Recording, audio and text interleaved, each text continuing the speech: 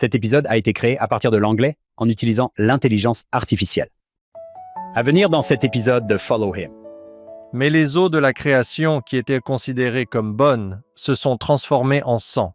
La poussière à partir de laquelle l'homme a été créé s'est transformée en poux.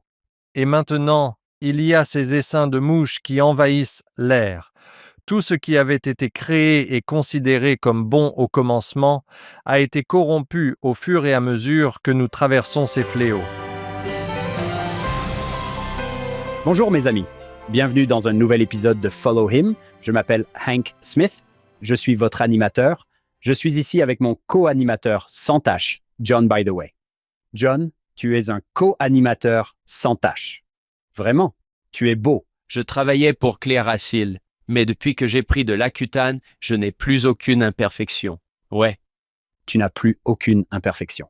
John, nous sommes ravis d'accueillir aujourd'hui notre ami Dave Hadlock. Nous connaissons Dave depuis de très nombreuses années, tous les deux. Bienvenue, Dave. Bienvenue sur Follow Him. Merci de m'accueillir, c'est génial. Oui, c'est passionnant. J'attends cela avec impatience depuis longtemps. C'est toujours un plaisir d'être entre amis. Nous avons rencontré Moïse. Nous allons maintenant assister à la chute de l'Égypte. À quoi avez-vous pensé pendant votre préparation? Je trouve que c'est une histoire incroyable. Je pense aussi que si nos auditeurs sont comme moi, ils abordent ce sujet après avoir vu les films Les 10 commandements et Le Prince d'Égypte. Ce sera passionnant de se plonger dans les Écritures et de voir ce qu'elles nous enseignent réellement sur Jéhovah. Au fil des ans, John, j'ai découvert qu'il y a bien plus derrière ces 10 plaies qu'une simple succession aléatoire de 10 plaies. Dave est là pour nous en parler. Dave, qu'allons-nous faire aujourd'hui? Qu'est-ce qui te réjouit particulièrement? Eh bien, je voudrais rebondir sur ton train d'adjectifs, dur et endurci, en parlant du Pharaon et de son cœur. Puant, empeste. Le fleuve empeste à cause des poissons morts. Ils étaient accablés par les fardeaux et les plaies. Ils ont mangé des herbes amères. Amer était l'un de nos adjectifs. Mort et sombre. J'ai passé beaucoup de temps avec vous deux, mes bons amis, au fil des ans, dans des endroits chauds et humides. Pour moi, vous ne puez pas. Et ma femme a dit que la seule chose de dur chez vous, c'est qu'il est difficile de ne pas vous aimer. Darcy. Je suis juste reconnaissant que vous m'ayez invité ici. De bons amis, nous vous aimons, vous et vos familles, et merci de m'avoir invité. Oh, bien sûr. Aujourd'hui, je voudrais examiner les clés de Moïse en lien avec les événements de l'Exode. Nous allons étudier les chapitres 7 à 13 de l'Exode, mais nous allons adopter une perspective beaucoup plus large sur le livre de l'Exode dans le contexte des clés de Moïse. John, parle-nous de Dave. Toi et moi le connaissons bien, mais que doivent-ils savoir nos auditeurs? Oui, Dave organise depuis plus de 20 ans des visites guidées de sites religieux et historiques. Il a fondé Bountiful Travel. Il est également connu pour son enseignement réfléchi, sa grande connaissance des Écritures et son style décontracté et engageant. J'adore écouter Dave enseigner. Son parcours universitaire comprend des études supérieures en études du Proche-Orient ancien, avec une spécialisation en hébreu biblique. Il aime les gens, il est drôle, il est brillant, et son enthousiasme pour les Écritures est très contagieux. Pour toi et pour moi, Hank, Dave est notre ami, et j'attendais ce moment avec impatience depuis longtemps. Merci d'être avec nous dans ce podcast. Merci de m'accueillir. J'apprécie cette introduction. Oui, Dave dirige une merveilleuse entreprise, Bountiful Travel. Il emmène des gens partout dans le monde, et voyager avec Dave, ce n'est pas seulement partir à la découverte de nouveaux horizons, on revient transformé grâce à ce qu'il nous enseigne. Je vais lire un passage du manuel « Viens et suis-moi », puis après quoi, Dave, John et moi-même serons prêts à apprendre de vous. Le titre de cette semaine est « Souvenez-vous de ce jour où vous êtes sortis d'Égypte ». Les plaies se succédaient pour affliger l'Égypte. Mais Pharaon refusait toujours de libérer les Israélites, et pourtant, Dieu continuait à démontrer sa puissance et à donner à Pharaon des occasions d'accepter que je suis le Seigneur, et qu'il n'y a personne comme moi sur toute la terre. Pendant ce temps, Moïse et les Israélites ont dû observer avec admiration ces manifestations de la puissance de Dieu en leur faveur. Ces signes répétés ont certainement confirmé leur foi en Dieu et renforcé leur volonté de suivre le prophète de Dieu. Puis, après que 9 terribles plaies eurent échoué à libérer les Israélites, ce fut la 10e plaie, la mort des premiers-nés, y compris celui du Pharaon, qui mit finalement fin à la captivité. Cela semble approprié, car dans tous les cas de captivité spirituelle, il n'y a véritablement qu'un seul moyen de s'en échapper. Seul le sacrifice de Jésus-Christ, le premier-né, le sang de l'agneau sans défaut, nous sauvera. Dave, sur ce, par où voulons-nous commencer? Où veux-tu aller? Je voudrais commencer par l'histoire de Jonas pour mettre en perspective l'importance des Écritures dans ma propre vie. Si nous nous reportons au livre de Jonas, le livre de Jonas est écrit de manière parallèle. Les 2 premiers chapitres ont pour pendant les 2 chapitres suivants, de sorte que les chapitres 1 et 2 ont pour pendant les chapitres 3 et 4. Dans le chapitre 1 de Jonas, il est dit « La parole de l'Éternel fut adressée à Jonas, fils d'Amittai, en ces termes « Lève-toi, va à Ninive, cette grande ville, et crie contre elle, car sa méchanceté est montée jusqu'à moi. » Jonas reçoit l'ordre de Jéhovah d'aller vers le peuple de Ninive pour lui prêcher la repentance. Si vous vous souvenez bien, quelle est la réaction de Jonas face à cela? Partir dans la direction opposée. Oui, il s'enfuit. Je m'en vais d'ici. Je pars pour Tarsis. Il part donc de là, se rend dans une ville appelée Joppé, où il embarque sur un navire pour se rendre à Tarsis. Pourquoi un prophète du Seigneur aurait-il pris la fuite vers Tarsis au lieu d'aller prêcher la repentance au peuple de Ninive? Je pense juste à VeggieTales, alors tu vas peut-être devoir me suivre sur C'est exactement là où je vais aussi. Ce sont les gens de Slapfish. les gifleurs de poissons. Au chapitre 4, Jonas nous donne un indice sur les raisons pour lesquelles il s'enfuit et ne veut pas aller prêcher la repentance au peuple de Ninive. Le chapitre 4 de Jonas dit au verset 1 que Jonas était extrêmement en colère. Mais pourquoi est-il en colère? Si nous remontons d'un verset au chapitre 3, verset 10, Dieu a vu les œuvres des habitants de Ninive et qu'ils se sont détournés de leur mauvaise voie, et Dieu s'est repenti du mal qu'il avait dit qu'il leur ferait, et il ne l'a pas fait. Jonas entre dans Ninive, prêche la repentance et les gens se repentent. Que fait Jéhovah? Il pardonne au peuple. Il ne le détruit pas. La réaction de Jonas face à cela aurait dû être positive. Mais quelle est sa réaction? Il est en colère parce que Jéhovah ne détruit pas les habitants de Ninive. Verset 2, Jonas pria le Seigneur et dit « Je t'en prie, ô Seigneur, n'est-ce pas ce que je disais quand j'étais encore dans mon pays? N'ai-je pas dit que j'allais prêcher à ce peuple et que s'il se repentait, tu ne le détruirais pas? C'est pourquoi je me suis enfui à Tarsis. » Pourquoi dit-il qu'il s'enfuit? Que ne veut-il pas? Je ne veux pas qu'il soit sauvé. On dirait qu'il dit « Je savais que tu étais miséricordieux. Je savais que tu étais miséricordieux et que tu sauverais ces gens s'ils se repentaient. » Voici notre parallèle. Jonas chapitre 1. Jonas fuit Jéhovah et est avalé par un poisson. Il reste dans le ventre du poisson pendant 3 jours. Pendant ce temps, il se repent. Puis, au chapitre 3 de Jonas, la parole du Seigneur vient une 2e fois à Jonas. Voici donc notre parallèle. Et il dit « Lève-toi, va à Ninive, cette grande ville. » Maintenant, Ninive, certains érudits pensent que Ninive, le lieu, Ninvé, vient littéralement probablement de Nuna ou Nina, ce qui signifie peut-être le lieu du poisson. Quelle est la taille de cette ville? Plus loin, il est dit que c'était une ville extrêmement grande, qu'il fallait 3 jours pour la parcourir. Jonas passe 3 jours dans le ventre du poisson. Où arrive-t-il ensuite? Il arrive à Ninive après un voyage de 3 jours. Pendant qu'il est dans le ventre du poisson, il se repent. Pendant ce voyage de 3 jours dans la ville de Ninive, que fait-il? Il prêche au peuple, et que font-ils? Ils se repentent. Mais Jonas en est contrarié.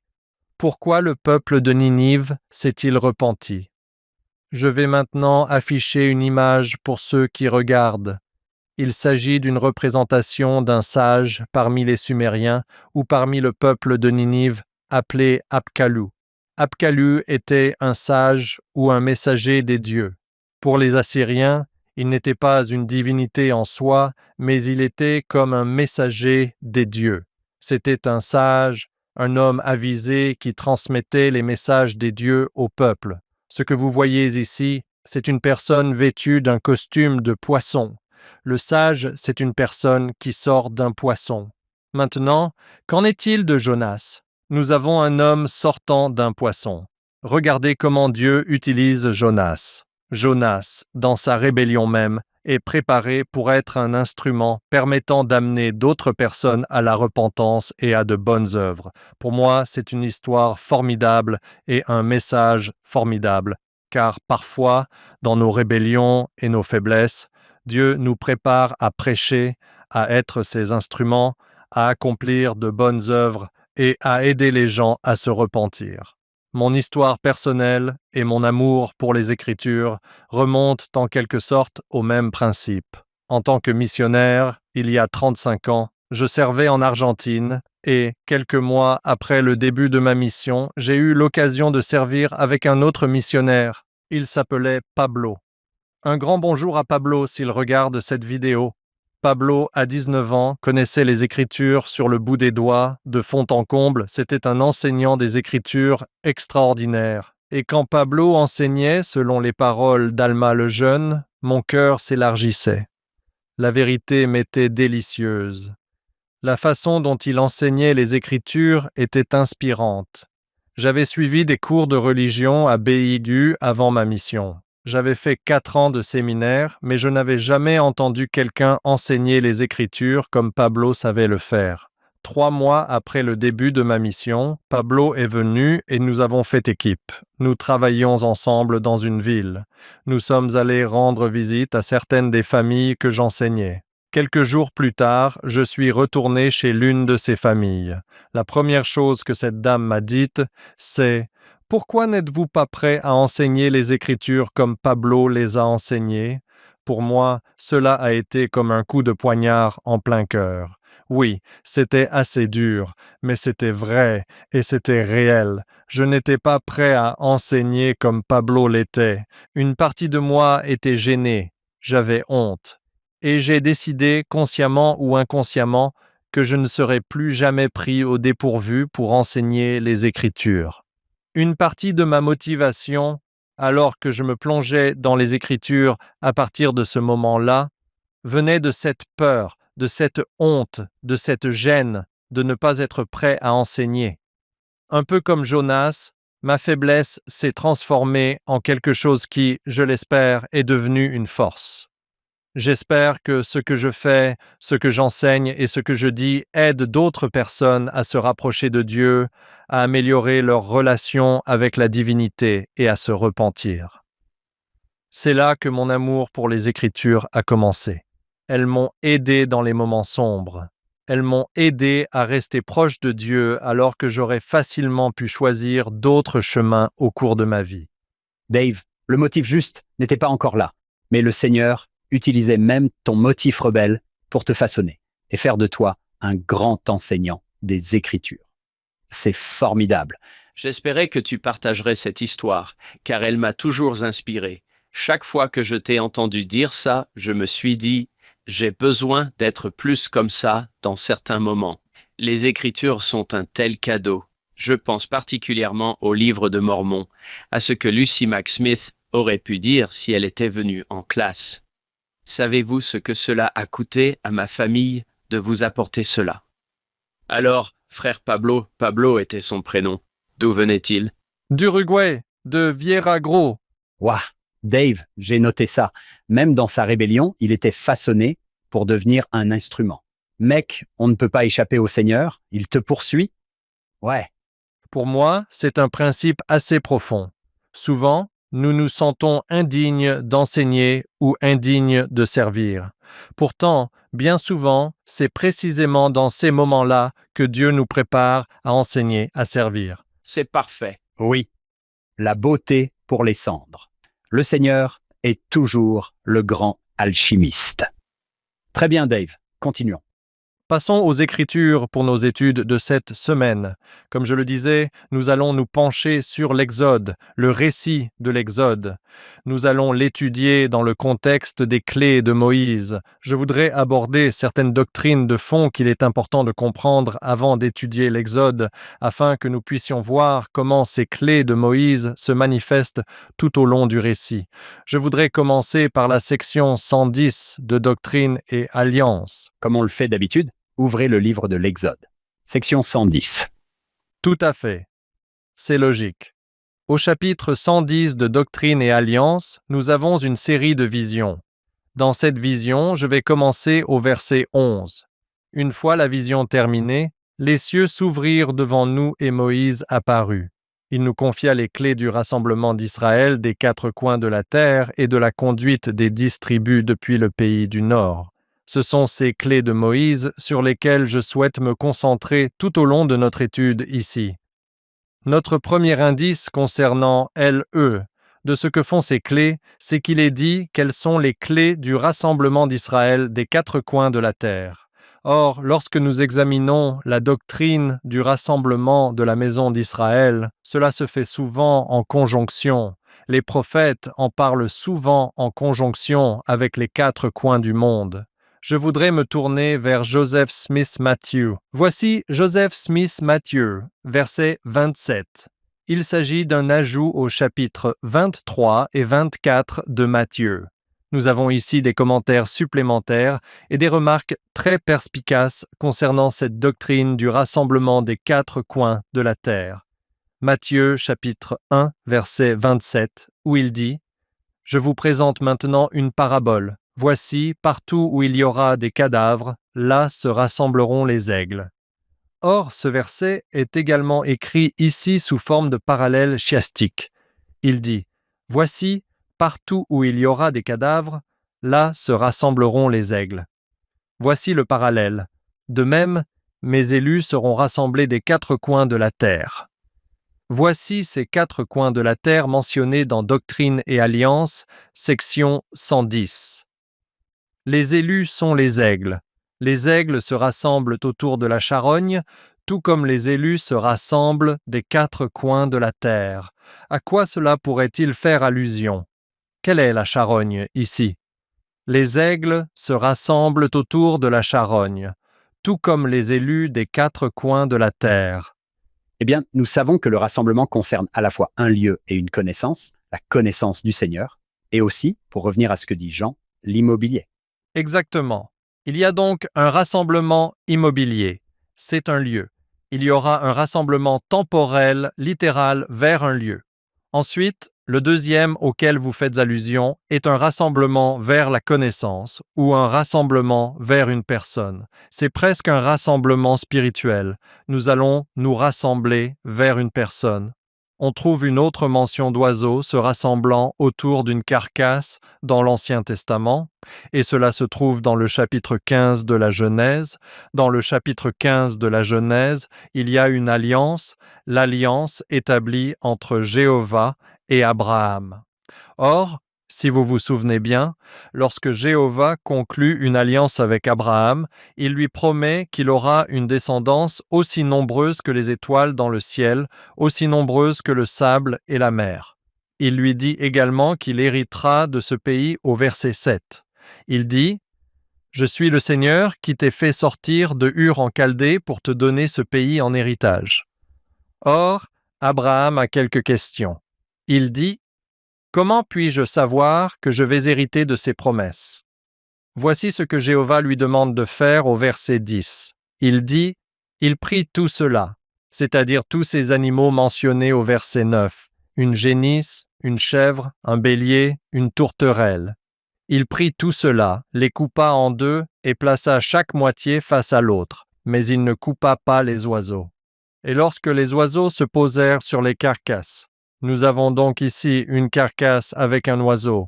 Nous avons ces oiseaux qui se rassemblent autour d'une carcasse. On dit à Abraham de les chasser. L'une des façons dont on concluait des traités ou des alliances dans l'Antiquité consistait à prendre ces animaux et à les couper en 2. On les divisait donc en 2 parties. On les séparait puis il marchait au milieu de cet animal, de ces deux morceaux. Et si je m'apprêtais à conclure une alliance avec toi, je pouvais désigner cet animal et dire « Je respecterai les termes de cette alliance. Si je ne respecte pas ces termes, qu'il m'arrive ceci. » C'était comme une malédiction sous forme de comparaison.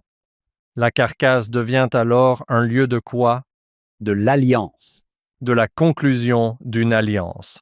Donc, si nous examinons cela à partir de Joseph Smith, Matthieu et les aigles venant vers la carcasse, ils se rendent sur un lieu de conclusion d'alliance. On retrouve cette idée ici dans Genèse chapitre 15, verset 17. Il est dit, « Il arriva, lorsque le soleil fut couché et qu'il fit nuit, qu'une fournaise fumante et une torche enflammée passèrent entre ces morceaux. » Or, c'est le lieu de la conclusion d'une alliance ou de la prestation d'un serment. Ici, nous avons une fournaise fumante et une torche enflammée qui passent entre ces morceaux. Je crois que cela symbolise Jéhovah.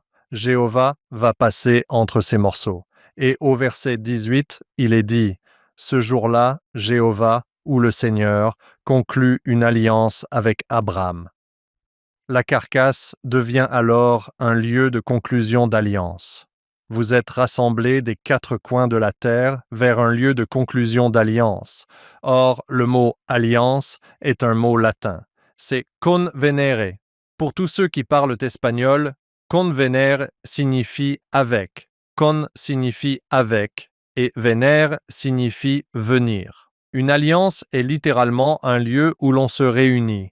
Passons au 3e livre de Néphi. Au chapitre 10, verset 6, il est dit « Ô maison d'Israël, que j'ai épargnée, combien de fois vous rassemblerai-je comme une poule rassemble ses poussins ?» Le chapitre 10 de 3 Néphi présente cette doctrine du rassemblement. Jésus dit « Ô maison d'Israël, je veux continuer à vous rassembler. » Maintenant, en passant au chapitre 11, où les Néphites se rassemblent-ils? Ils se rendent au temple.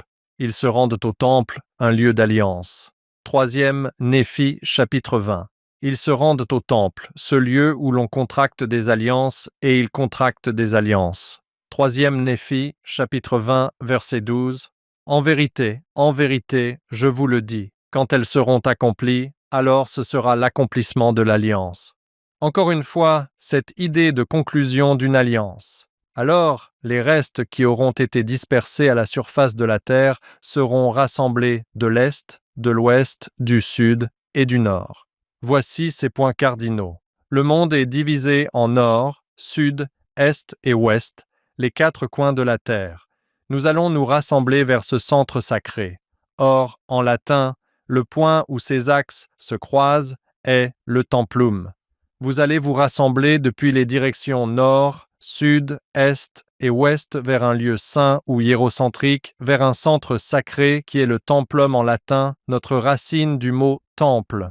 Le temple devient alors le lieu de l'alliance où nous nous rassemblons, et comme vous l'avez dit plus tôt, Hank, ils seront amenés à la connaissance du Seigneur leur Dieu qui les a rachetés. Nous venons et nous nous rassemblons auprès du Christ dans ce centre sacré, dans une terre promise et en présence de Dieu. C'est essentiellement cela, notre doctrine du rassemblement. Les clés de Moïse nous permettent de rassembler les gens des quatre coins de la terre alors que nous concluons des alliances dans des lieux sacrés et que nous venons au Christ. Hank, nous venons de passer de Jonas à Doctrine et Alliance, puis à la Perle de Grand Prix, à Joseph Smith, à Matthieu, à 3 Néphi et au Livre de Mormon. C'est pour cela que j'adore Dave Hadlock. Il y a un passage où Jésus, alors qu'il passe sa journée avec les Néphites et les Lamanites justes qui ont été épargnés, explique toutes les Écritures en une seule.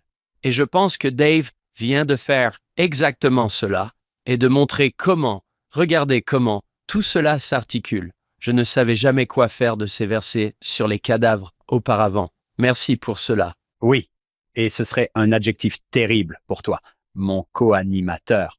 Mon co-animateur de merde. Tu ne veux pas être coupé en deux. Dave, cet endroit de l'alliance où je coupe cet animal en deux et où je passe à travers, c'est très symbolique d'un temple. C'est aussi un lieu d'alliance. Oui, nous nous rendons dans ce lieu saint où nous contractons des alliances et parvenons à la connaissance de Dieu. Maintenant, examinons la section 84 de Doctrine et Alliance, qui traite de ces clés de Moïse. Doctrine et Alliance, section 84, verset 19. Cette plus grande prêtrise administre l'Évangile et détient la clé des mystères du royaume, la clé de la connaissance de Dieu. Maintenant, souvenez-vous, quelle connaissance acquièrent-ils là-bas? Comme vous l'avez dit, ils parviennent à la connaissance de leur Rédempteur. Ce sont là les clés. Ici, cette plus grande prêtrise détient les clés qui permettent de parvenir à la connaissance de Dieu. Maintenant, en revenant à 3 Néphi, ce que je souhaite examiner, c'est cette doctrine de parvenir à la connaissance de Dieu. Je vais lire un passage de 3 Néphi, chapitre 14, sur le fait de parvenir à la connaissance de Dieu. Après avoir accompagné les Néphites, et dans l'Ancien Monde, dans le Sermon sur la montagne, nous voyons les mêmes alliances y être conclues. Au verset 21 de 3 Néphi 14, il est dit « Ce ne sont pas tous ceux qui me disent « Seigneur, Seigneur » qui entreront dans le royaume des cieux, mais celui qui fait la volonté de mon Père qui est dans les cieux. » Ici, il dit « Respectez ces alliances, vivez selon ces alliances dont nous venons de vous parler. » Verset 22. Beaucoup me diront en ce jour-là « Seigneur, Seigneur, n'avons-nous pas prophétisé en ton nom, et en ton nom chassé des démons, et en ton nom accompli de nombreux miracles? Et alors je leur dirai « Je ne vous ai jamais connus. Retirez-vous de moi, vous qui avez commis l'iniquité. » Ici, après avoir conclu les alliances, il dit que certains viendront vers lui en ce jour-là et diront « Seigneur, Seigneur, laisse-moi entrer dans ton royaume, dans ce lieu, afin que nous nous rassemblions également en un lieu. » Jésus dit « Vous ne pouvez pas venir ici. Pourquoi? Parce que je ne vous ai jamais connus. » Or, le mot hébreu pour connaître est yada. Voici comment vous allez vous en souvenir. C'est votre leçon d'hébreu. Yoda est celui qui sait, d'accord? Il dit « Je vous déclare que je ne vous ai jamais connu. » Or, en hébreu, l'idée de connaître quelqu'un est au cœur de cela et implique implicitement d'avoir une relation d'alliance. Donc ici, dans 3 Néphi, il dit « Tu ne peux pas venir à moi. » Pourquoi? Parce que tu n'as pas quoi? Tu n'as pas de relation d'alliance avec moi. Maintenant, réfléchis à cela dans le contexte de différents passages et écritures sur le fait de connaître quelqu'un. Selon Jean, qu'est-ce que la vie éternelle? Connaître Dieu. La vie éternelle, c'est connaître Dieu. Cela implique d'avoir une relation d'alliance avec Dieu. Les clés de Moïse nous permettent donc de connaître Dieu et les alliances qui nous permettent de venir à lui et d'entrer dans son royaume. Et c'est ce que nous allons examiner en parcourant le passage de l'Exode. Comment cela se concrétise-t-il? Un autre principe que je souhaite aborder est celui du temps sacré. Nous avons parlé du lieu sacré, de l'espace du temple, du rassemblement dans un espace sacré, mais il existe un autre principe appelé temps sacré. L'idée du temps sacré est que les hommes religieux de l'Antiquité rejouaient les événements de leur mythologie de la création. Laissez-moi vous donner un exemple de cela. L'une des choses que nous faisons lors de certains de nos voyages est d'emmener des groupes en Amérique centrale et de leur montrer certaines des croyances des anciennes civilisations mayas ainsi que les pratiques des Mayas. L'une des choses que nous observons chez les Mayas, c'est qu'ils pratiquent ce jeu de Baal. Nous appelons cela un jeu, mais le jeu de Baal est en réalité une cérémonie ou un rituel. À la fin de ce jeu, l'un des participants trouvait la mort. Un jeu horrible.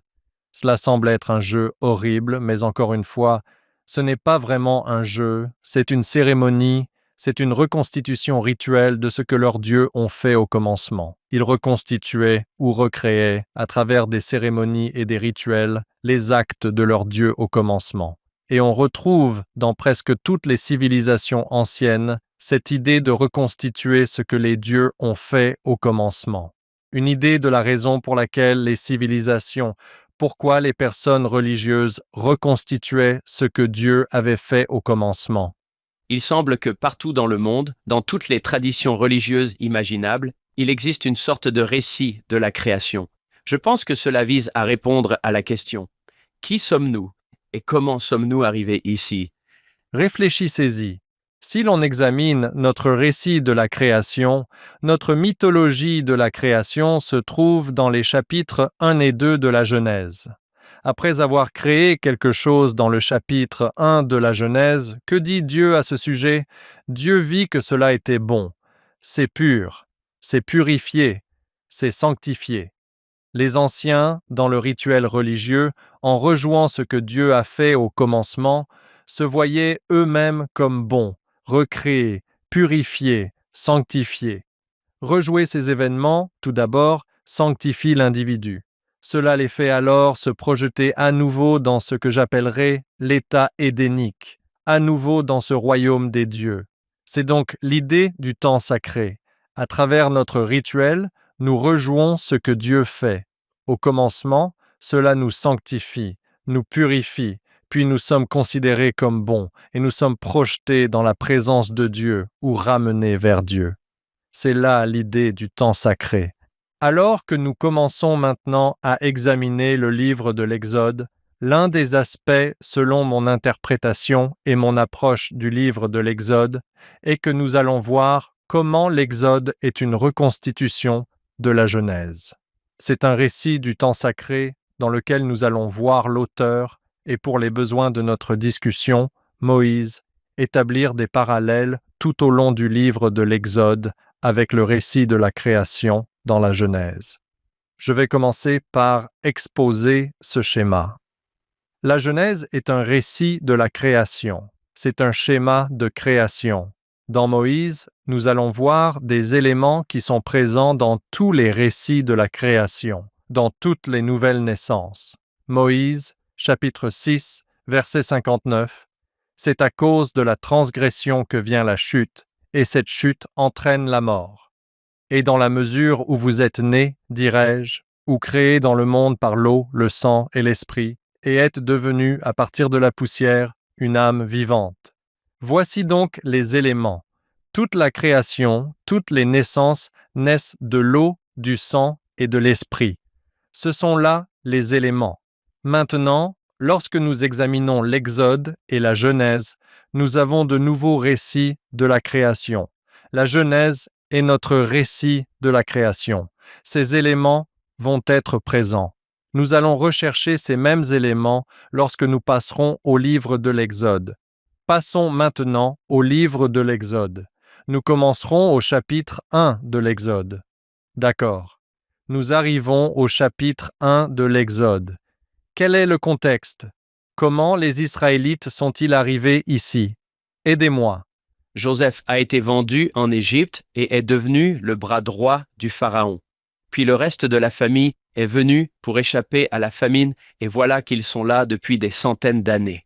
Puis s'est levé un Pharaon qui ne connaissait pas Joseph. Ils se sont multipliés en Égypte. Oui, c'est super. Maintenant, nous allons examiner cela d'un point de vue symbolique, en essayant d'en extraire des éléments du livre de la Genèse. L'Égypte, comment l'Égypte aurait-elle pu être perçue si nous examinions cela symboliquement? Souvent, quand on pense à l'Égypte, à quoi pense-t-on? Qu'est-ce qui vient ensuite? Oui, les pyramides et la chaleur. Les chameaux et le désert. C'est une excellente description de l'Égypte. Merci. Pour les anciens Israélites, ils ont probablement, plus tard dans leur histoire, considéré cet endroit comme un lieu de répression, d'oppression, d'esclavage, sans en garder de très bons souvenirs. Oui. Mais si l'on remonte plus loin dans le temps, je vais lire un passage de la Genèse, chapitre 13. Nous avons un passage dans lequel Abraham et Lot se partagent le pays. Il est dit que Lot lève les yeux et contemple les plaines du Jourdain. Il regarde les plaines du Jourdain, il voit à quel point elles sont vertes et luxuriantes, et il désire cet endroit. C'est un meilleur endroit pour cultiver. Il est dit que tout y était bien arrosé avant que le Seigneur ne détruise Sodome et Gomorrhe, tel le jardin du Seigneur, semblable au pays d'Égypte. Ici, l'Égypte est comparée au jardin d'Éden. L'Exode commence dans cet état édénique avec ces Israélites qui, guidés par Joseph, y arrivent comme dans un lieu de refuge, comme dans un lieu bien arrosé. Ils viennent d'une région touchée par la sécheresse. C'est désormais un lieu de délivrance. Ils y parviennent grâce à Joseph. Or, le nom Joseph en hébreu signifie « ajouter », mais il existe peut-être un lien étymologique avec le mot « azaph » qui signifie « rassembler ». Nous examinons ce passage dans le contexte des clés de Moïse et du rassemblement d'Israël. Joseph rassemble Israël ici en Égypte ou ici dans l'Éden. Maintenant, réfléchissons à cela dans notre propre contexte. Nous sommes rassemblés dans un état édénique en présence de Dieu. Que va-t-il advenir de ces Israélites ici en Égypte? En poursuivant la lecture du passage, et tu as soulevé ce point, John, il est dit qu'un nouveau roi, un pharaon qui ne connaissait pas Joseph, s'éleva sur l'Égypte. Voici donc cette idée de connaître. Nous allons revenir à notre discussion précédente, mais l'idée de connaître implique une relation d'alliance entre les personnes. Or, nous avons ici une sorte de rupture de l'alliance. Je vais appeler cela une chute. Il y a une rupture de l'alliance et il y a une chute ici. Maintenant, dans la Genèse, avec la rupture de l'alliance et la chute, quelles sont certaines des conséquences qui s'abattent sur Adam et Ève? Le péché, la mort, les enfants. Il ne faut pas mettre ces éléments dans la même catégorie. Je ne sais pas. Peut-être que tu devrais. Oui, Il y a des jours comme ça. le péché, la mort, la maladie, la famille, c'est une bonne chose. Le travail, la sueur. Faire des briques sans paille. Nous avons ici, dans la Genèse, après cette rupture, cette transgression.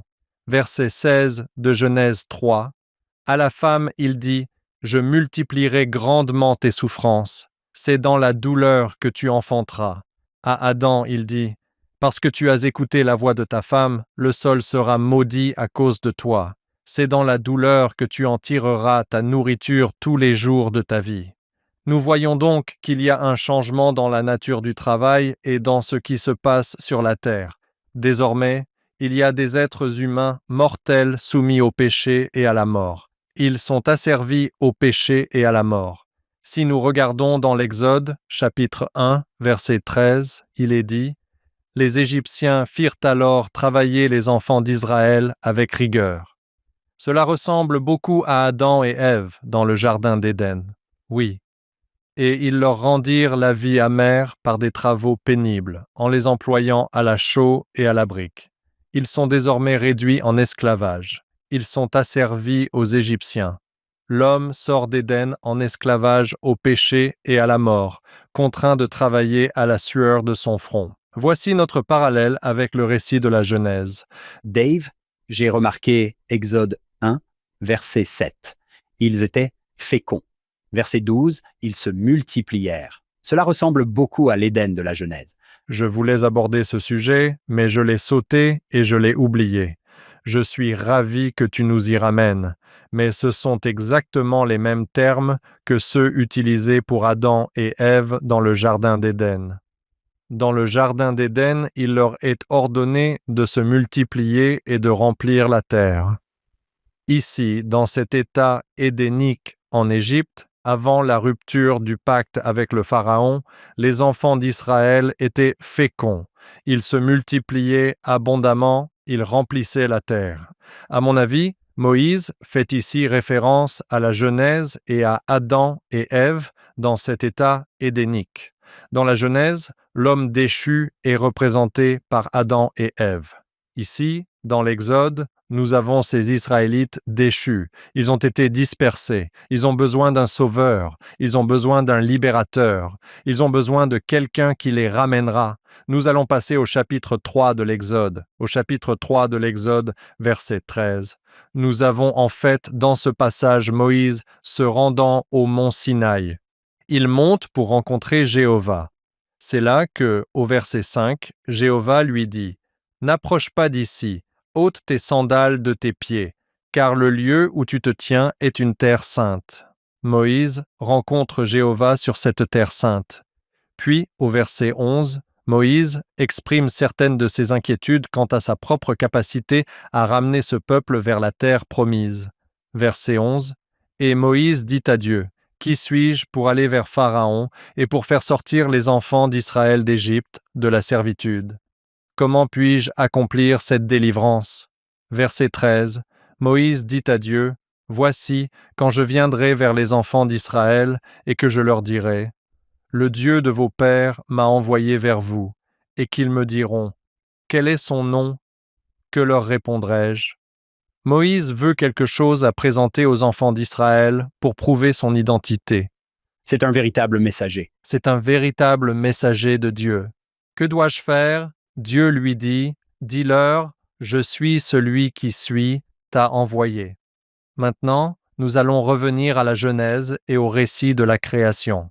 Dans le récit de la création du chapitre 1 de la Genèse, si nous devions lire cela en hébreu, il est dit « Au commencement, Dieu créa le ciel et la terre. » Ici, Dieu est Elohim. Ainsi, tout au long du chapitre 1 de la Genèse, le nom utilisé pour désigner la divinité en hébreu est Elohim. Au chapitre 2 de la Genèse, le nom utilisé pour désigner la divinité change. Au chapitre 2 de la Genèse, verset 7, vous remarquerez qu'en lien avec la création de l'homme, Adam, le 7e jour, il est dit que le Seigneur Dieu forma l'homme de la poussière de la terre. Ici, nous n'avons pas seulement Dieu, mais nous avons le nom de Seigneur Dieu créant l'homme. Si nous nous tournons vers l'hébreu ici, Seigneur en hébreu serait Yahweh ou Je suis, le même nom qu'au chapitre 13 de l'Exode lorsqu'il dit « Je suis celui qui suis ». À Moïse, Jéhovah dit « Souviens-toi de ce Dieu de la création au chapitre 2 de la Genèse, ce Dieu créateur et libérateur, le Dieu qui a créé Adam. Je suis celui qui suis, c'est ce que tu vas leur dire, c'est le nom qui va leur donner la foi ou la confiance pour te suivre. » J'ai suivi plusieurs semestres d'hébreu biblique. J'avais un excellent professeur, Don Perry. Il suggère que « je suis celui qui suis » pourrait signifier « j'ai fait exister ce que je suis ». Je pense qu'il tire cela de Frank Cross également. Si nous devions traduire littéralement « Seigneur Dieu » du chapitre 2, verset 7 de la Genèse, « Seigneur Dieu » serait littéralement « je suis Dieu ». Je suis Elohim ou être Elohim dans le chapitre 2, verset 7 de la Genèse. Exode, chapitre 3, verset 14. Je suis celui qui suis ou j'ai fait en sorte d'être ce que je suis. Nous avons désormais notre libérateur. En fin de compte, notre libérateur est notre Dieu créateur, Jéhovah. Passons maintenant au chapitre 4 de l'Exode. Comment cette délivrance s'opère-t-elle ? Nous avons notre libérateur, Jéhovah. Moïse poursuit en disant qu'ils ne me croiront pas, qu'ils n'écouteront pas ma voix, car ils diront « Le Seigneur ne t'est pas apparu ».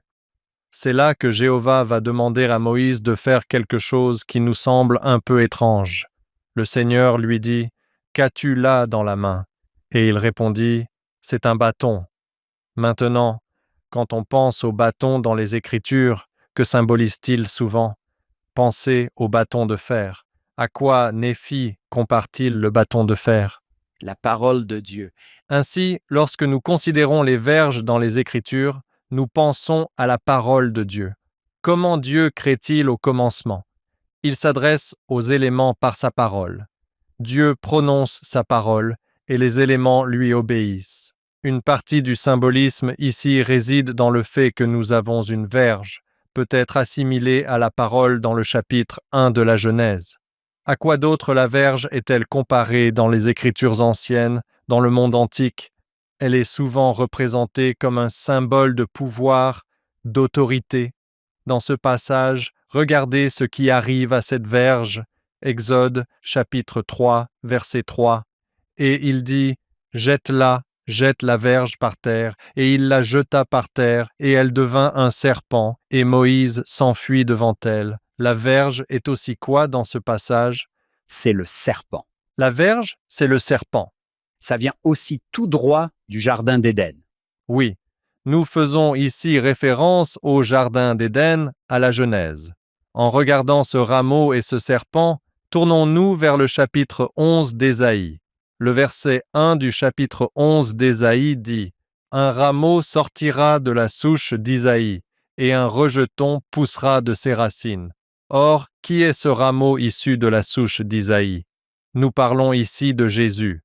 Le rameau ou le serpent est également un symbole de Jésus, je crois. Au milieu même du jardin, en fait, si nous revenons au récit du jardin d'Éden, il est dit qu'au milieu du jardin, il y avait un arbre de vie. Dans le premier chapitre de Néphi, lorsqu'il parle de cet arbre de vie, en fin de compte, l'arbre de vie est un symbole du Christ lui-même. L'amour de Dieu ou le Christ lui-même se trouve au milieu de ce jardin. Maintenant, nous avons ici cette idée que ce bâton est jeté à terre et se transforme en serpent. Dans le chapitre 20 et 1 du livre des Nombres, alors que ces anciens Israélites traversent le désert, nous allons faire un petit bond en avant dans le temps ici. Les Israélites ont été libérés de l'esclavage. Ils sont dans le désert. Alors qu'ils sont dans le désert, les serpents les mordent. Ils commencent à mourir. Et au verset 8 du chapitre 21 du livre des Nombres, il est dit que le Seigneur dit à Moïse « Fais-toi un serpent de feu et place-le sur une perche. » Ici, nous avons un bâton, une perche et un serpent, une partie de la même imagerie que nous trouvons dans le chapitre 4 de l'Exode. Fais-toi un serpent de bronze et place-le sur une perche, et quiconque aura été mordu et le regardera vivra. Moïse fit donc un serpent de bronze et le plaça sur une perche. Souvent, quand on pense à la symbolique du serpent, on se demande de qui le serpent est-il le symbole? Satan. Satan apparaît à Ève et Adam sous la forme d'un serpent. Nous ne savons pas vraiment à quoi cela ressemblait, mais il apparaît sous la forme d'un serpent. Maintenant, Moïse aurait-il placé un symbole de Satan sur un bâton et demandé au peuple de regarder vers Satan pour vivre? Non, pas du tout. On dirait donc que Satan dans le jardin voulait peut-être ressembler à Dieu? C'est mon opinion. Oui. Si nous regardons dans Alma, chapitre 33, J'essaie de garder les doigts sur mes écritures, Dave. Tu dois... je vais ralentir. Nous utilisons tout le quadrilatère aujourd'hui. C'est exact. Dans le chapitre 33 d'Alma, Alma s'adresse aux Oramites. Il vient de leur parler en comparant la parole à une graine. Il leur a demandé de planter cette graine, de la laisser pousser et de voir ce qu'elle deviendra. En fait, elle devient un arbre qui donne la vie, un arbre de vie. Puis, dans le chapitre 33 d'Alma, les gens sont toujours perplexes. Au verset 1, Alma avait prononcé ces paroles. Ils lui adressèrent des questions, désireux de savoir s'ils devaient croire en un seul Dieu afin d'obtenir ce fruit. C'est exactement ce qu'il essaie de leur enseigner, qu'ils sont censés croire en un seul Dieu. Ils étaient censés planter dans leur cœur le Logos, ou la parole, ou Jésus-Christ, et celui-ci se transformerait en un arbre de vie éternelle pour eux. C'est ce qu'ils voulaient qu'ils plantent, mais ils n'ont pas compris. Il doit alors expliquer « N'avez-vous pas lu les Écritures? Ne comprenez-vous pas que ces prophètes de l'Ancien Testament ont prophétisé au sujet de Jésus-Christ, qu'il est le seul Dieu que vous devez planter dans vos cœurs ?» Il cite certains de ces prophètes, mais il dit ensuite, dans Alma 33, verset 18, « Mais ce n'est pas tout, ce ne sont pas les seuls à avoir parlé du Fils de Dieu. Voici, Moïse a également parlé de lui. » Maintenant, regardez le contexte. Oui, voici, un type a été élevé dans le désert afin que quiconque le regarderait puisse vivre, et beaucoup l'ont regardé et ont vécu. Que dit Alma que Moïse a fait lorsqu'il a élevé ce serpent sur le bâton? Qu'il a parlé du Fils de Dieu? Qu'il enseignait au sujet de Jésus-Christ, le Fils de Dieu. Quand il lève ce serpent, à mon avis, il poursuit en disant au verset 20, mais peu comprirent la signification de ces choses, et cela à cause de la dureté de leur cœur. Mais il y en avait beaucoup qui étaient tellement endurcis qu'ils périrent. Or, la raison pour laquelle ils ne voulaient pas regarder, c'est qu'ils ne croyaient pas que cela les guérirait. Maintenant, quel est l'antécédent à cela? Je crois qu'ils ne croyaient pas que le Christ le ferait. Jésus-Christ les guérirait. Et je pense que c'est ce que Moïse a clairement enseigné lorsqu'il a placé cela sur le bâton. C'est pourquoi il ne s'agit pas d'idolâtrie. Il s'agit d'amener les gens à adorer Jésus-Christ. Le serpent sur le bâton devient un symbole de Jésus-Christ. Maintenant, nous allons nous pencher sur certains enseignements de Jacob concernant Adam et Ève dans le jardin d'Éden et l'apparition de Satan devant eux. C'est dans 2 Néphi, chapitre 9, verset 9. Et notre esprit serait devenu semblable au sien, et nous serions devenus des démons, des anges d'un démon. Le contexte est donc le suivant. Sans une expiation infinie, nous serions devenus semblables à Satan. Nous aurions été exclus de la présence de Dieu et serions restés avec le père du mensonge et de la misère, semblables à lui-même, oui, à cet être qui a séduit nos premiers parents, qui s'est transformé. Voici maintenant la phrase importante, presque comme un ange de lumière. Dans le jardin d'Éden, lorsque Satan apparaît à Adam et Ève, il est dit qu'il leur apparaît comme un ange de lumière. Un ange de lumière. Un serpent? Oui, sous la forme d'un serpent. Et pourquoi aurait-il pris la forme d'un serpent? Parce que je crois, et c'est Dave qui parle ici, que le serpent était un symbole de Jésus-Christ. Il imite Jésus-Christ pour tenter de tromper Adam et Ève dans le jardin d'Éden. Maintenant, dans ce contexte, revenons au livre de l'Exode et voyons comment cela se déroule dans le livre de l'Exode avec le serpent. Jéhovah ordonne à Moïse et à Aaron d'aller voir le Pharaon pour entamer ce processus visant à libérer son peuple de l'esclavage. Exode 7, 1. Et l'Éternel dit à Moïse, « Voici, je t'ai établi comme un Dieu pour Pharaon, et Aaron, ton frère, sera ton prophète. » Moïse est désormais un symbole de Dieu, tout comme un prophète est son porte-parole. Verset 5. Et les Égyptiens sauront que je suis l'Éternel.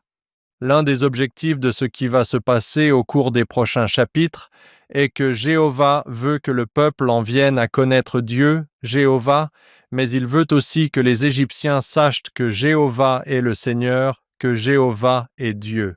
Verset 10. Nous avons maintenant notre première interaction entre Pharaon et Moïse, verset 10. Moïse et Aaron se rendirent auprès de Pharaon et firent ce que l'Éternel avait ordonné. Aaron jeta son bâton devant Pharaon et devant ses serviteurs, et il se changea en serpent. Symbole de qui? De Jésus. Nous voyons maintenant Jésus entrer dans ce récit de la création, ce drame de la création, ce qui nous ramène à l'idée que le livre de l'Exode est une reconstitution du livre de la Genèse ou du récit de la création. Verset 11. Alors Pharaon appela les sages et les sorciers, c'est-à-dire les magiciens d'Égypte, et ceux-ci firent de même avec leurs enchantements. Chacun jeta son bâton, et ils se transformèrent en serpents, mais le bâton d'Aaron engloutit leur bâton. Nous avons donc ici cette bataille primordiale ou prémortelle entre les serpents, le serpent Christ et le serpent Satan, telle qu'elle se déroule dans le récit de la création. Si nous nous reportons au livre de Moïse, nous voyons cette bataille qui a lieu dans la préexistence entre Dieu le Père et son Fils Jésus-Christ, d'une part, et Satan et ceux qui suivraient Satan, d'autre part. C'est ce récit dramatique de la création qui se déroule ici même. Or, le mot utilisé pour serpent dans ces passages en hébreu est tanin. Dans la Genèse, dans le récit de la création, alors que Dieu crée les oiseaux du ciel, les poissons de la mer, le bétail et les animaux des champs, il nomme un animal spécifique. Et cela se trouve dans Genèse chapitre 1, versets 20 et 1. Je pense donc qu'ici, Moïse fait référence à la Genèse avec ce tanin, ce serpent de mer, ce monstre marin. Genèse chapitre 1, verset 21 dit « Dieu créa les grands poissons et tous les animaux vivants qui se meurent. » Or, si vous regardez dans les notes de bas de page du verset 21, 1a, il est écrit en hébreu « grand monstre marin ». C'est le serpent de mer. C'est tanin en hébreu. Nous avons ici un parallèle entre le tanin, le serpent de mer, Et ce qui se passe ici dans l'Exode, chapitre 7, versets 10 à 12, la bataille des serpents. Nous savons que le serpent, le Christ, vainc Satan et le chasse à ce moment-là. Les Égyptiens décident de ne pas libérer les Israélites. Le Pharaon endurcit son cœur. Ce que nous allons examiner maintenant, en parcourant certaines de ces plaies qui s'abattent sur les Égyptiens, c'est un passage, un récit dans lequel le livre de l'Exode va faire écho au chaos qui existait avant le récit de la création. Nous allons donc plonger le monde de l'Égypte dans un état de chaos. Dave, je t'ai déjà entendu enseigner certaines de ces choses, et j'adore ça. J'ai encore du mal à considérer les serpents comme des créatures merveilleuses. Je suis plutôt du genre Indiana Jones sur ce point. Mais j'adore la façon dont tu as fait le lien entre tout ça. Tu as fait pour moi ce que Pablo a fait pour toi. Je me dis, waouh, tout ça a toujours été là. Peut-être que je devrais moins passer mon temps à regarder Amazon Prime en boucle et m'intéresser davantage à tout ça. On n'a pas à se laisser intimider par les Écritures. Nous sommes des enfants de Dieu, dotés du don du Saint-Esprit. Il veut que nous trouvions ces liens passionnants et que nous en tirions de l'inspiration. J'adore ce que tu as fait ici, Dave. Merci. Merci John, j'apprécie beaucoup. Je pense que le Seigneur a conçu les Écritures de telle manière, John, que l'on n'en retire que ce que l'on y met. Cela reflète vraiment l'investissement que l'on y consacre. Mais si tu y consacres un peu de temps, tu feras des découvertes passionnantes qui renforceront ta foi et te feront dire « ça a été conçu, c'est élégant, il y a des schémas, il y a des liens partout et c'est passionnant de les voir. » J'apprécie cela, Dave. Merci, j'apprécie cela. On dirait que l'heure des fléaux a sonné. Oui, passons au fléau. D'accord. Personne n'a jamais dit ça. Allons droit au but. Jetons-y un coup d'œil. Nous n'allons pas y consacrer beaucoup de temps. Je veux juste en donner un aperçu pour montrer comment, parfois à travers des mots concrets nous ramènent à la Genèse. L'Exode va nous ramener à un état de chaos antérieur à la création. Je voudrais nous emmener vers le récit de la première plaie. Je veux commencer par Exode chapitre 7, verset 19. Dans Exode chapitre 7, verset 19, c'est dans notre première plaie, le Seigneur dit à Moïse, « Dis à Aaron, prends ta verge, étends ta main sur les eaux de l'Égypte, sur ses cours d'eau, sur ses fleuves, sur ses étangs et sur toutes ses sources d'eau. » Or, ici, dans Exode 19, il est question de toutes ces étendues d'eau. Une autre traduction possible pour étendue d'eau est rassemblement d'eau. Ces différents rassemblements d'eau. Si nous revenons au récit de la création, au commencement, Dieu rassemble les eaux en un seul endroit. Dans Genèse chapitre 1, verset 9, Dieu dit « Que les eaux qui sont sous le ciel se rassemblent en un seul lieu et que le sec paraisse. » Nous avons donc ces bassins ou ces rassemblements d'eau qui peuvent se transformer en sang dans l'Exode, et il y aura du sang sur toute la terre d'Égypte, tant dans les vases de bois que dans les vases de pierre. Moïse et Aaron firent comme l'Éternel l'avait ordonné. Moïse leva la verge et frappa les eaux qui étaient dans le fleuve, sous les yeux du Pharaon et de ses serviteurs. Toutes les eaux qui étaient dans le fleuve se changèrent en sang. Nous avons ici, dans l'Exode, la transformation de l'eau en sang. Ce que Dieu a créé au commencement, lorsqu'il sépare et divise ces eaux, il le déclare bon. Or, elles se changent en sang. En effet, dans la Genèse, Dieu vit que cela était bon. C'est Genèse chapitre 1, verset 10. Dieu appela la terre ferme, terre, et rassembla les eaux qu'il appela mer. Et Dieu vit que cela était bon.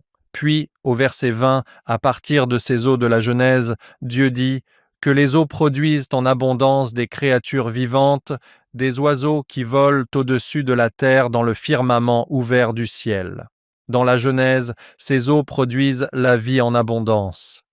Eh bien, dans l'Exode, que font naître ces eaux qui se sont transformées en sang? Regardez ceci dans l'Exode, chapitre 8, verset 3.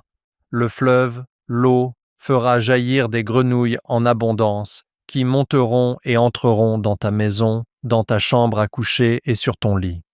Au commencement, lorsque Dieu crée et voit que cela est bon, cela engendre la vie. et maintenant cela engendre ces grenouilles qui infestent leurs maisons et leurs terres. La prochaine plaie qui va frapper, encore une fois, le Pharaon ne les libère pas. Cela ne le convainc pas de les laisser partir. Jéhovah vient vers Moïse au verset 16 et dit à Aaron, « Étends ta verge, frappe la poussière du sol afin qu'elle se transforme en poux. » Or, où voyons-nous de la poussière dans le récit de la Genèse ? Dans le récit de la Genèse, Dieu crée Adam, ou l'homme, à partir de la poussière de la terre. Or, il frappe le sol et celui-ci se transforme en poux sur tout le territoire d'Égypte. Et ils le firent, car Aaron étendit la main sur le bâton et frappa la poussière de la terre, qui se transforma en poux sur l'homme. Ainsi, au commencement, la poussière est ce dont l'homme est formé. Or, la poussière de la terre est maudite, et elle se manifeste sous forme de poux pour tourmenter l'homme. Nous assistons ici à un renversement des éléments. Exode, chapitre 8, verset 24. Et le Seigneur fit ainsi, et il y eut une nuée de mouches. Voici notre prochain fléau. Cet essaim de mouches envahit la maison du Pharaon, la maison d'un serviteur et tout le pays d'Égypte. Le pays fut corrompu à cause de l'essaim de mouches. Maintenant, considérez ces 3 premiers fléaux comme un ensemble, mais nous voyons les eaux de la création, qui étaient considérées comme bonnes, se transformer en sang. Nous avons vu la poussière à partir de laquelle l'homme a été créé se transformer en poux. Et maintenant, nous avons ces essaims de mouches qui envahissent l'air. Ainsi, tout ce qui avait été créé et considéré comme bon au commencement a été corrompu au fur et à mesure que nous traversons ces plaies. Exode, chapitre 9, verset 6. Et le Seigneur fit cela le lendemain, et tout le bétail de l'Égypte mourut, mais parmi le bétail des enfants d'Israël, pas un seul ne mourut. Voici donc notre prochain fléau. Jéhovah intervient, maudit tout, et le bétail d'Égypte meurt. Or, au commencement, dans Genèse chapitre 1, verset 25, Dieu fit les animaux de la terre selon leur espèce, le bétail selon son espèce, et tout ce qui rampe sur la terre selon son espèce, et Dieu vit que cela était bon. Ainsi, au commencement, Dieu crée le bétail des champs et voit que cela est bon. Or, dans l'Exode, le bétail est tué. Nous assistons à un renversement de ce qui a été créé au commencement. Exode, chapitre 9, verset 25. Une autre plaie s'abat sur les enfants d'Israël. De la grêle et du feu sont envoyés du ciel. Verset 25. Et la grêle frappa tout le pays d'Égypte. Tout ce qui était dans les champs, tant les hommes que les bêtes, la grêle frappa toute l'herbe des champs et brisa tous les arbres des champs. Regardez cela. La grêle tombe et frappe l'herbe des champs. Genèse, chapitre 1, verset 29. Dieu dit, « Voici, je vous donne toute herbe portant de la semence, qui est à la surface de toute la terre, et tout arbre. » Nous avons donc ici l'herbe et l'arbre créés au commencement. Dans lequel est le fruit de l'arbre portant de la semence, il vous servira de nourriture.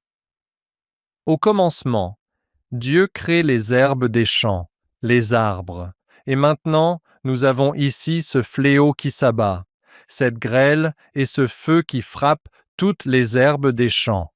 Une fois encore, Pharaon endurcit son cœur.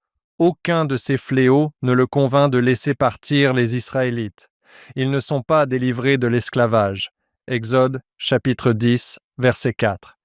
Sinon, si tu refuses de laisser partir mon peuple, voici, demain, je ferai venir des sauterelles sur ton pays, et elles couvriront la surface de la terre, de sorte qu'on ne pourra plus voir la terre.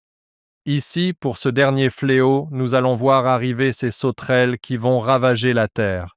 Au verset 15, « Car elles couvrirent la surface de toute la terre, de sorte que le pays fut obscurci. Elles dévorèrent toute l'herbe du pays et tous les fruits des arbres que la grêle avait laissés. Et il ne resta plus rien de vert sur les arbres, ni sur l'herbe des champs dans tout le pays d'Égypte. » Ici, nous voyons arriver ce fléau de sauterelles.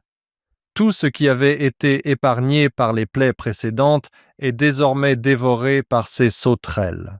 Exode 10, verset 22. L'avant-dernière plaie. Et Moïse dit « étendit la main vers le ciel ». Il y eut une épaisse obscurité sur tout le pays d'Égypte pendant 3 jours. Or, si nous revenons au récit de la création, Genèse chapitre 1, verset 1, toute la création, il est dit, au commencement, Dieu créa les cieux et la terre. La terre était informe et vide.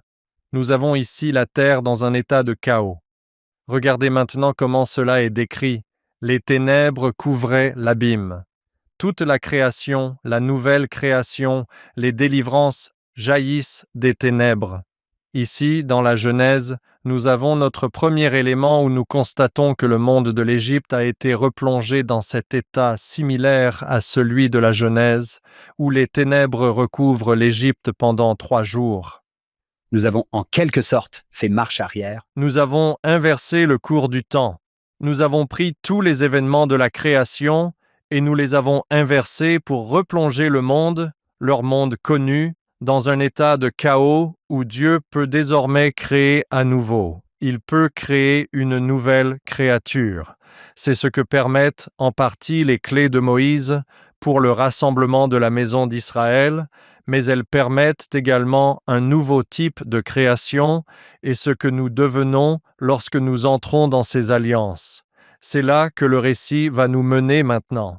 Nous sommes dans cette situation, dans un état de chaos. Nous avons besoin d'être créés et délivrés à nouveau. Nous avons notre dernière plaie qui se produit. L'une des choses que nous voyons ici dans Exode 11, 5, c'est cette dernière plaie selon laquelle tous les premiers-nés du pays d'Égypte mourront, ainsi que le premier-né du Pharaon qui siège sur son trône. Parfois, lorsque je suis avec des groupes en Israël, nous nous rendons à un endroit appelé le mont Carmel. C'est au mont Carmel que se déroule cette bataille entre Élie et les prêtres de Baal. Dans cette bataille, nous voyons cette juxtaposition où Jéhovah est opposé à ce panthéon de divinités parmi les Cananéens et où Élie proclame que Jéhovah est le seul vrai Dieu. Il a pouvoir sur toutes ces autres divinités cananéennes. John, je t'ai entendu parler par le passé d'une situation similaire concernant les dieux égyptiens et l'Exode. Pourrais-tu nous enseigner et nous donner un aperçu de certaines des choses que tu vas aborder ici? Je vous ai entendu enseigner cela tout à l'heure, et c'est vraiment intéressant de voir ce que représentent le bois et le bétail. Il y a là un langage symbolique merveilleux. Au début de cette histoire, c'est comme si Jéhovah s'adressait à différents publics. Il va enseigner à la maison d'Israël qui il est. Dans Exode 6, 7, vous saurez que je suis l'Éternel. Et dans Exode 7, 5, les Égyptiens sauront que je suis l'Éternel. Peut-être que Moïse apprend lui aussi, car il a fallu convaincre Moïse. Tu te souviens, Hank, quand on étudiait ces chapitres et qu'on disait « Bon, mets ta main dans ta veste. Maintenant, retire-la. Maintenant, remets-la dedans. J'ai le pouvoir, Moïse. » Ce que je ne savais pas en regardant les 10 commandements avec ma famille quand j'étais enfant, c'est que tant de ces plaies visaient un dieu égyptien, ou, du moins, affectaient tellement les dieux égyptiens. Par exemple, l'eau transformée en sang. Je veux dire, quel est ce vieux dicton selon lequel l'Égypte est le don du Nil? C'est l'eau, c'est la vie. Eh bien, transformer l'eau en sang, il y a un dieu égyptien nommé Hapi, H-A-P-I, qui contrôlait les eaux du Nil. C'était comme si Dieu disait « Le Nil n'est pas Dieu, c'est moi qui suis Dieu. Laisse partir mon peuple. » Et puis les grenouilles. Eket est représentée par une déesse grenouille. J'ai vu une image d'elle. Elle a une forme humaine et une tête de grenouille. Bon, certaines personnes ont une mauvaise journée capillaire. Certaines personnes se regardent dans le miroir et disent « Eh, Kermit la peste est là, n'est-ce pas? C'est donc une mauvaise journée. » Je ne l'avais pas vu venir. Ouais, c'était génial. Les poux ou les moucherons, comme tu l'as dit, ça vient de la poussière. Le dieu de la terre a été transformé en poux ou en moucheron. Les mouches, peut-être, je ne sais pas comment le dire. Oachit, représenté par une mouche. J'ai vu des images de ça. C'est comme un corps avec un insecte à la place de la tête. comme un scarabée à la place de la tête. La plaie sur le bétail. Apis était un dieu taureau. Hathor était une déesse vache. Khnum était un dieu bélier. À chaque fois, le Seigneur disait « Ce n'est pas Dieu, c'est moi, Dieu ». Des furoncles et des abcès. Il y avait Sekhmet qui était la déesse du pouvoir de la maladie. Nout, la déesse du ciel, quand la grêle et le feu sont tombés, était discréditée. Les sauterelles, Osiris, était le dieu des récoltes et de la fertilité. Puis, avec les 3 jours de ténèbres, c'est assez impressionnant. C'est assez difficile à simuler. Je pense à la même chose dans 3 Néphis. Ainsi, Amon-Ré, le dieu du soleil, y est discrédité. L'un des principaux de ce panthéon que tu as mentionné. Lors de la mort des premiers-nés, le pharaon était lui-même considéré comme un dieu et n'avait aucun pouvoir pour sauver. Je pense que c'est ce dont tu me demandais de parler, Dave. Pour moi, c'est tellement génial que Jéhovah soit un enseignant et qu'il leur montre encore et encore « Ce n'est pas Dieu. Je suis Dieu. Ce n'est pas Dieu. C'est moi, Dieu. » Je pense que Jéhovah est assez puissant pour avoir pu faire une seule chose et les libérer dès le premier jour. En tant qu'enseignant, il leur montre que toutes ces choses sont fausses. Une autre chose vraiment géniale à ce sujet, c'est que si l'on va jusqu'au livre d'Apocalypse, chapitre 8, 1/3 de la mer est devenue du sang. Chapitre 16, la mer est devenue comme le sang d'un mort. Apocalypse 16. Des esprits impurs semblables à des grenouilles sortirent de la bouche des dragons. Il y a des grenouilles. Section 19 de Doctrine et Alliance. Le Seigneur Dieu enverra des mouches sur la face de la terre. Retour à l'Apocalypse, chapitre 8. Ils furent suivis de grêle et de feu. Apocalypse 9. Il sortit de la fumée des sauterelles sur la terre. Apocalypse, chapitre 8, à nouveau, 1/3 du soleil, de la lune et des étoiles s'assombrit. Voilà. Section 112 des Doctrines et Alliances. Les ténèbres recouvrent la terre, des ténèbres épaisses, l'esprit des gens. Il semble y avoir un schéma qui, à première vue, va se répéter. Car une fois de plus, Jéhovah montre que ces choses ne sont pas Dieu. Je suis Dieu. Ce qui est effrayant dans cette application, c'est que je ne crois pas en des dieux qui ressemblent à une personne avec une tête de grenouille. Mais y a-t-il chez moi des choses fausses auxquelles je consacre beaucoup de temps, d'énergie et d'émotion, et qui ne sont pas Dieu? C'était génial et cela nous amène directement au chapitre 11 de l'Exode. Encore une fois, l'un des objectifs principaux de ce passage est de montrer comment Jéhovah va délivrer son peuple de l'esclavage. Et qu'est-ce qu'il vient de démontrer? Et comme tu l'as mentionné ici, John, aucun de ces dieux égyptiens ne pourrait jamais te délivrer de l'esclavage. Ils ne peuvent pas te délivrer du péché. Ils ne peuvent pas te délivrer de la mort. Mais regardez la seule plaie qui délivre réellement les anciens Israélites ici. Nous sommes au chapitre 11 de l'Exode. C'est la plaie qui amène finalement Pharaon à dire « Laisse partir ce peuple ». Et tous les premiers-nés du pays d'Égypte mourront. La mort des premiers-nés est la plaie qui permet finalement à tout le peuple, aux anciens Israélites, d'être libérés de l'esclavage. Pensez ici à la typologie de Jésus-Christ. Christ, le premier-né, et c'est sa mort qui nous libère de l'esclavage. Cela est devenu si central dans la compréhension que les anciens Israélites avaient de Jéhovah que la fête de la Pâque a été intégrée à leur culte annuel. Cette libération de l'esclavage et ce rappel, ce souvenir d'un Dieu qui a libéré son peuple de l'esclavage. À suivre dans la deuxième partie. Je dois aimer Dieu, et si j'aime Dieu, alors je m'aimerai moi-même. Et si je m'aime moi-même, alors je pourrai aimer mon prochain. J'avais du mal avec cette première partie. Je n'arrivais pas à aimer Dieu, et voici pourquoi. C'est dans 1 Jean, chapitre 4, verset 19. Jean poursuit en disant « Nous l'aimons parce qu'il nous a aimés le premier. » Je ne savais pas comment ressentir l'amour de Dieu, mais c'est la première étape de cette hiérarchie.